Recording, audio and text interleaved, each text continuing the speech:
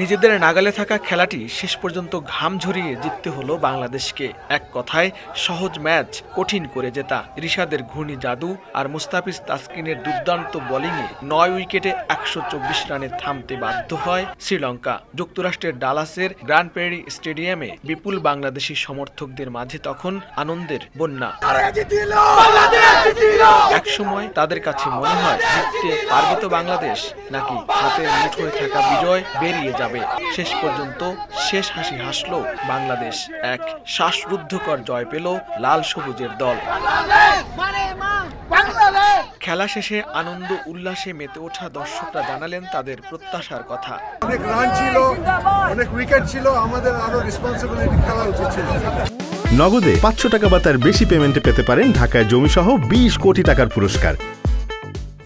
অনেক ভালো খেলছে। A little stressful.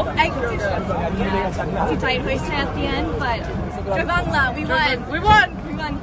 বাংলাদেশি খেলোয়াড়দের কাছ থেকে আরো দায়িত্বশীল ব্যাটিং আর ফিল্ডিং আশা করেন সাবেক ক্রিকেটাররা। ডু এন্ড ডাই ম্যাচ ছিল শ্রীলঙ্কার জন্য, এদের জন্য, এবং এই গ্রুপটা কিন্তু আপনি জানেন যে গ্রুপ অফ ডেথ এখানে, তো সেখানে তারা যে জয়টা করেছে খুব ভালো হয়েছে। কিছু প্লেয়ার তাদের দিকে প্রত্যাশা ছিল সিনিয়র প্লেয়ার, সেটা হয়নি। বোলিং খুবই ভালো করেছে, fielding was terrible, it was not up to the mark. Batting এ ধরেন এ পর্যন্ত যাওয়ার কথাই ছিল না।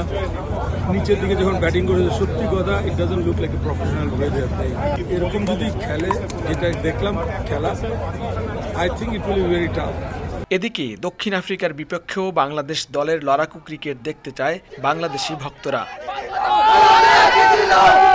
বিশ্বকাপের প্রথম ম্যাচে শ্রীলঙ্কাকে হারিয়ে বাংলাদেশ দলে যে আত্মবিশ্বাস বেড়েছে এবং বাংলাদেশ যে খেলার ছন্দে ফিরেছে তা কাজে লাগিয়ে পরবর্তী ম্যাচে দক্ষিণ আফ্রিকার বিরুদ্ধে আরও ভালো করবে বাংলাদেশ, এমন প্রত্যাশা বাংলাদেশি দর্শকদের। যুক্তরাষ্ট্রের ডালাস গ্র্যান্ড প্রেরি স্টেডিয়াম থেকে লস্কর আল মামুন, সময় সংবাদ।